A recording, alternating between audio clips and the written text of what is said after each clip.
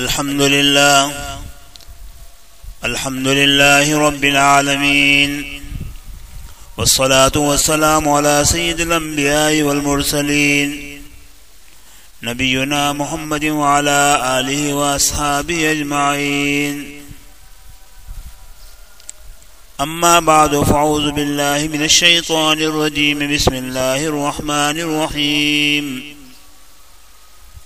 وقال نوح رب لا تذر على الأرض من الكافرين ديارا إنك إن تذرهم يضلوا عبادك ولا يلدوا إلا فاجرا كفارا.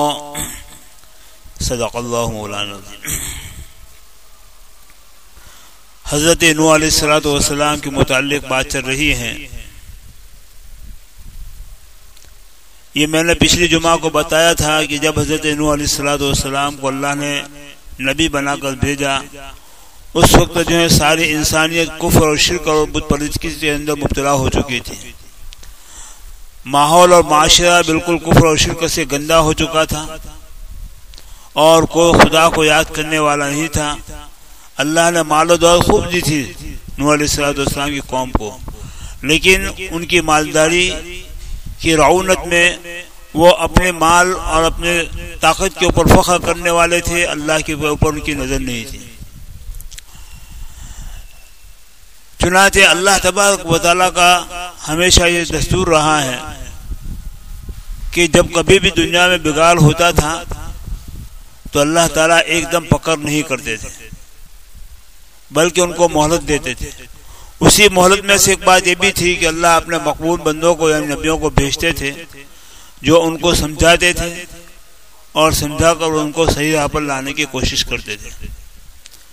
چنانچہ حضرت نوح علیہ السلام بھی اسی گندے ماحول کے اندر دنیا میں تشریف لائے، اور قرآن کے بیان کے مطابق آپ نے بحیثیت رسول اور نبی کے 950 سال تک قوم کے اوپر محنت کی. اگرچہ آپ کی قوم کے افراد تو بدلتے رہے، لیکن آپ کی عمر اتنی لمبی ہوئی. چنانچہ علامہ ابن کثیر نے اپنے تفسیر کے اندر ابن عباس کا قول نقل کیا ہے کہ حضرت نوح علیہ السلام کو 40 سال کی عمر میں نبوت ملی. 950 سال تک آپ اپنی قوم کو سمجھاتے رہے. پھر ان کے اوپر عذاب آیا تو اس وقت جو ایمان لانے والے تھے وہی بچے، باقی سارے انسان ختم ہو گئے، اور اس کے بعد آپ پھر 60 سال زندہ رہے. اس اعتبار سے 1050 سال ہوتے ہیں آپ کی عمر. لیکن عوض بن ابی شداد کی روایت سے ابن کثیر نے بیان کیا ہے کہ حضرت نوح علیہ السلام کو نبوت 350 سال کی عمر میں ملی تھی. 350 سال کی عمر میں نبوت ملی تھی، اور آپ نے جو ہے قوم کے اوپر دعوت ایمان کی بنیاد پر جو محنت کی وہ 950 سال تک رہی، جو جس کا بیان قرآن پاک میں بھی ہے. اور پھر اس کے بعد آپ جو ہیں پھر 350 سال زندہ رہے. تو اس اعتبار سے آپ کی عمر جو ہے 1600 اوپر 1650 تک ہو جاتی ہے. لیکن علامہ ابن کثیر نے ابن عباس کے قول کو ترجیح دی ہے کہ حقیقت میں ان کی عمر 1050 سال ہوئی. اور قاضی ثناء اللہ پانی پتی رحمۃ اللہ نے اپنی تفسیر کے اندر 1400 سال وہب ابن منبی کے روایت سے بیان کیے. خیر بہرحال آپ لمبی عمر کے ہوئے، اور آپ کو اللہ تعالیٰ نے تمام نبیوں میں سب سے زیادہ لمبی عمر دی، کیونکہ پورا معاشرہ سڑا ہوا تھا، پورا معاشرہ بگڑا ہوا تھا، اور بگڑے ہوئے معاشرے کو صحیح راہ پر لانا تھا. اور شیطانی طاقت اپنا پورا زور لگا رہی تھی، اور اس وقت ان کو راہ پر لانے والا کوئی بھی نہیں تھا. ایسے ماحول کے اندر حضرت نوح علیہ السلام تشریف لائے. چنانچہ تفسیر کی اکثر کتابوں میں لکھا ہے کہ آپ بار بار اپنی قوم کے سامنے جاتے تھے اور ان کو سمجھاتے تھے، لیکن جتنی نصیحتیں کرتے تھے اس کا جو ہے ریئیکشن الٹا ہوتا تھا، اور جو ہے قوم اور زیادہ شرارت اور بغاوت پر آتی تھی. معلوم ہوا کہ محنت کرنے والے تو انبیاء بھی محنت کی ہیں، اور انہوں بھی لوگوں کو راہ راست پر لانے کی کوشش کی ہے، لیکن یقین جانیے کہ سیدھے راستے پر لانا نہ نبی کا کام ہے، نہ ولی کا کام ہے، نہ کسی عالم کا کام ہے. ہر ایک کا کام سمجھانا ہے، سیدھے راستے پر لانا. یہ انسان کی ضمیر جیسی ہوتی ہے اس کی بنیاد پر اللہ کے اس کے ساتھ فیصلے ہوتے ہیں. انسان اگر اپنی اصلاح چاہتا ہے تو اللہ تعالیٰ اصلاح کے سارے راستے مہیا کر دیتے ہیں، اور اگر انسان اپنے آپ کو صحیح بنانا نہیں چاہتا تو بگڑنے کے لیے کوئی ماحول بنانے کی ضرورت نہیں، شیطانی طاقتیں لگی ہوئی. لہذا حضرت نوح علیہ السلام جب کبھی بھی اپنے قوم میں جاتے تو لوگ ان کو جو ہے بے انتہا مارتے تھے، ان کے اوپر پتھراؤ کرتے تھے، ان کا گلا دبا دیتے تھے، یہاں تک کہ بعض مرتبہ گلا دابنے کی وجہ سے آپ بے ہوش ہو جاتے تھے اور آپ کے اندر کوئی حرکت نہیں ہوتی تھی، تو لوگ سمجھتے تھے کہ یہ مر گئے، چنانچہ ان کو ایک کمبل میں لپیٹ کر ان کے گھر میں ڈال دیتے تھے. لیکن ایک دو روز یا کئی روز کے بعد جب آپ کو ہوش آتا تھا تو ہوش آتے ہی اپنے زخموں کو نہیں دیکھتے تھے، بلکہ داعی کو ہمیشہ مدعو کی محبت ہونی چاہیے. اس بنیاد کے اوپر حضرت نوح علیہ السلام اپنے قوم سے محبت کرتے تھے، اس وجہ سے تاکہ یہ سیدھے راستے پر آ جائے. چنانچہ آپ پھر جو اسی طریقے سے اٹھ کر لوگوں میں جا کر محنت کرنا شروع کر دیتے. ہوتے ہوتے 950 سال گزر گئے، لیکن امید نہیں رہی اور اللہ کی طرف سے اشارے بھی مل چکے کہ اب یہ قوم ایمان لانے والے نہیں ہے. چنانچہ آپ نے اس وقت اللہ تعالیٰ کے سامنے دعائیں کی، رب لا تذر علی الارض من الکافرین دیارا، ایک گھر بھی باقی مت رکھ. اس لیے کہ یہ اپنے پیچھے اپنے اولادوں کو جو جنتے ہیں وہ بھی ان سے زیادہ بگڑی ہوئی اور کافر اور مشرک ہوتی ہیں، اس لیے اب ان سے کوئی امید نہیں ہے، لہذا ان کو ختم فرما دیجیے. چنانچہ جب حضرت نوح علیہ السلام نے بددعا کی، نبی جو ہے نبی اپنے دعا میں مستجاب ہوا کرتا ہے، یعنی جو دعا کرتے ہیں اللہ تعالیٰ قبول کر لیتے ہیں. چنانچہ اتنے لمبے زمانے تک کسی نبی کو اتنی عمر ملی بھی نہیں، اور اتنی عمر تک کی تکلیفیں اٹھانا کوئی معمولی بات نہیں. جس 950 سال تک مار کھاتے رہنا ایک دو روز کا مسئلہ اور ہے، 950 سال کیا چیز ہے، 9.5 صدیاں اتنی مدت تک مار کھاتے رہے. اور جب آپ بالکل نا امید ہو گئے، اس لیے کہ 100 سال کے اندر جو نسل پیدا ہوتی تھی اس کے بعد دوسرے 100 سال کے اندر اس سے زیادہ خراب آتی، پھر اسے 30 سال میں اس سے زیادہ خراب آتی. اس لیے حضرت نوح علیہ السلام نے کہا کہ اللہ اگر ایک گھر بھی تو چھوڑے گا تو یہ اپنے پیچھے کافر و مشرک ہی جنیں گے، لہذا ان کو ختم کر دیں، ان کا صفایا کر دیں. چنانچہ اللہ تبارک و تعالیٰ نے دعا کو قبول فرمایا اور حضرت نوح علیہ السلام کو کشتی بنانے کا حکم دیا. دیکھو ویسے تو جو ہے ہر نبی اپنی قوم سے محبت کرتا ہے اور ہمدردی ہوتی ہے، لیکن یہ بددعا کا مسئلہ جو آیا تو یہ ایک تقدیر کا لکھا ہوا نوشتہ تھا، معاملہ تھا، اور اللہ کی طرف سے اشارے بھی ملکتے تھے، ورنہ کوئی نبی اپنے قوم کے خلاف ایک دم اپنی طرف سے بددعا نہیں کر دیتے تھے. چنانچہ جو ہے اللہ تبارک و تعالیٰ نے کشتی بنانے کا حکم دیا. اب اس وقت تو دنیا میں کوئی ستھار بھی نہیں تھے، کوئی جو ہے لکڑی پٹیاں بنانے والا بھی نہیں تھا، کچھ بھی نہیں تھا. ابھی قوم میں لوگوں نے ایسی چیزوں کو دیکھا ہی نہیں تھا، اس لیے کہ دنیا کو آباد ہوئے 2000 سال ہوئے تھے. چنانچہ اللہ تبارک و تعالیٰ نے فرمایا کہ گھبراؤ مت، آپ جو ہے کشتی بنانے بیٹھو گے، رہنمائی ہماری ہوگی، ہماری نگرانی ہوگی، ہم بتائیں گے ایسے آپ بنائیں گے. چنانچہ حضرت جبرائیل علیہ السلام آتے تھے اور ان کو جو ہے درخت کی لکڑیاں کاٹ کر اس کے پٹیے بنانا سکھاتے تھے، چھیل چھیل کر. اب ظاہر بات ہے کہ کتنی مدت لگی، تو یہ بھی ایک بہت بڑی آزمائش تھی. اللہ تعالیٰ چاہتے تو ایسے بھی حفاظت کر سکتے تھے اپنے نیک بندوں کی، لیکن اللہ نے دنیا کو اسباب کے ساتھ جوڑا ہے، اس لیے دلوں کے اوپر محنت کرنا بھی پڑے گی. خالی گالیاں دے اور لوگ سدھرتے نہیں، لوگ بگڑتے نہیں. تو حدیث میں آتا ہے کہ من کان اہلک الناس هو اہلکہم، مسلم شریف کی روایت ہے کہ جو لوگ یہ کہے کہ لوگ بگڑ گئے، لوگ تباہ ہو گئے، برباد ہو گئے، تو فرمایا سب سے زیادہ ہلاک ہونے والا وہی ہے، وہ بولنے والا.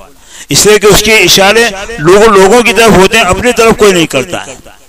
اس لیے خالی ایسا بکواس کرنے سے یا ایسی چیخ چلانے سے کچھ نہیں ہوتا ہے، بلکہ اس کے لیے بہت ہی زیادہ جو ہے ایک دل گردے کی بات ہوتی ہے، محنت کرنا ہوتی ہے، اور آج یہ محنت ہمیں کرنا نہیں ہے۔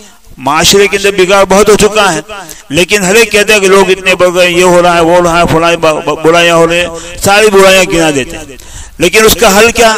تو اس کا حل کچھ بھی نہیں، بس مولتا بن خبر تنظیم کو سونپ دو۔ ارے تنظیم کیا کرے گی، انجمن کیا کرے گی، وہ سوسائٹی کیا کرے گی، جب تک کہ انسان کا دل متوجہ نہ ہو، اور انسان جب برائی کو چھوڑنے کے بعد آمادہ ہو، جب آمادہ ہوتا ہے تو اللہ کی مدد ساتھ میں ہوتی ہے۔ تو بہرحال وہاں تو کوئی صحیح راست پر آنے والا نہیں تھا، لہذا اللہ تعالیٰ نے قوم کے اوپر عذاب بھیجنے سے پہلے ایمان والوں کی حفاظت کے اسباب مہیا کرنے کو خود حضرت نوح علیہ السلام کو ارشاد فرمایا۔ چنانچہ آپ کشتی بناتے تھے تو لوگ ٹھٹا کرتے تھے، دیکھو ایسے ذلیل اور حقیر لوگوں کے پاس بیٹھ کر نوح کا بھی دماغ خراب ہو گیا، اور آپ کا ٹھٹا اڑاتے تھے۔ حضرت نوح علیہ السلام کچھ بھی بولتے نہیں، بالآخر جب تنگ آ جاتے تھے آپ فرماتے ان تسخروا منا فإنا نسخر منکم کما تسخرون، اگر آج تم ہمارا مذاق کرتے ہو، ہمارے اوپر ہنستے ہو، تو کل تمہارے اوپر اور ہنسیں گے، ہم بھی ہنسیں گے۔ مطلب یہ کہ جواب تھا، یہ ایسا کیا نہیں حضرت نوح، لیکن ایک جواب تھا۔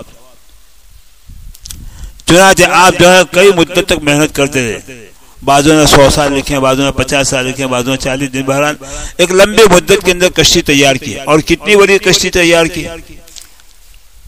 ایک روایت کے مطابق جس کو قاضی صاحب نے بیان کیا ہے، ابن کثیر نے بھی اپنی تاریخ کے اندر بیان کیا ہے کہ 600 گز لمبی، 600 گز یعنی کتنے ہوئے؟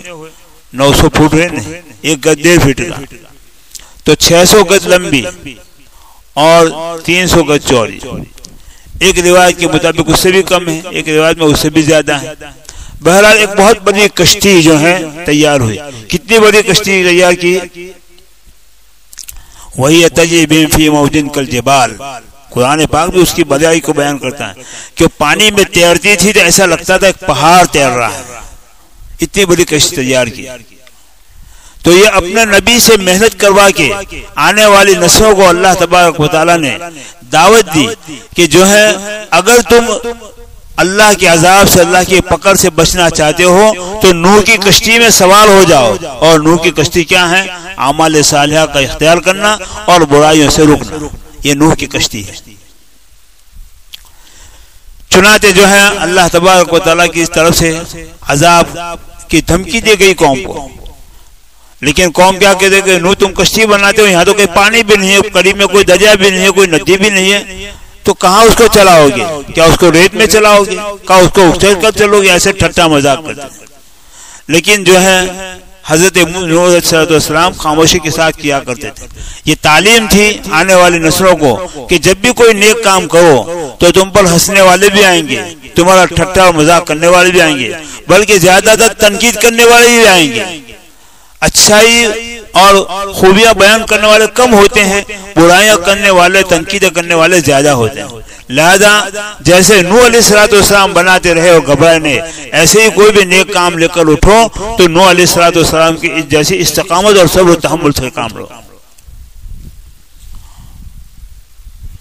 کوئی بھی نیک کام کرنے کے لیے دوستو صبر و تحمل یعنی برداشت کرنا اور خاموشی کے ساتھ کام کرنا ضروری ہے۔ اگر آدمی یہ کہے کہ میں لوگوں کو جواب بھی دیتا رہا ہوں، لوگوں کا مقابلہ بھی کرتا ہوں، نیک کاموں کو یہ ہونے والا نہیں۔ مقابلہ کرنے کی ضرورت ہوتی ہے لیکن وقت پر۔ بہرحال حضرت نوح علیہ السلام نے جو ہے کشتی تیار کرتے رہے اور خوب محنت کرتے رہے۔ ایسے دوران میں بھی لوگوں نے آپ کو پتھر بھی مارے، آپ کا مذاق بھی کیا، ٹھٹھا بھی اڑایا، سب کچھ کیا، لیکن آپ نے جو ہے قوم کا جواب پتھر کا پتھر سے نہیں دیا۔ صبر و تحمل کے ساتھ آپ کام کرتے رہے اور اللہ کی طرف سے آپ کی رہنمائی ہوتی رہی، لیکن ساتھ ساتھ فرمایا کہ دیکھو جب ہمارا عذاب آ جائے تو لا تخاطبنی، تو جو ہے مجھ سے ایسے لوگوں کے بارے میں جو ایمان نہیں لائے ان کے بارے میں کوئی مجھ سے سوال مت کرنا، یعنی دعا مت کرنا، اس سے کہ نبی مستجاب دعا ہوتا ہے۔ چنانچہ جو ہے حضرت نوح علیہ السلام نے پوری کشتی تیار کر لی، کہا کہ اللہ تیرے حکم کے مطابق میں کشتی تیار کرنے اب اس کو کروں کیا؟ اب اس کشتی کو کرنے کے لیے اور اس کو صحیح بنانے کے لیے اور اس کو چلانے کے لیے اللہ کی طرف سے انتظامات ہوتے ہیں. اور اس وقت کتنے لوگ ایمان والے تھے، ایمان لائے تھے، اور باقی لوگ کیا تھے، اور حضرت نوح علیہ السلام نے اس کے اندر کن کن کو سوار کیا اور کس طریقے سے سوار کیا، اس کی تفسیر کی کتابوں میں بھی اور تاریخ کی کتابوں میں ملتی ہیں.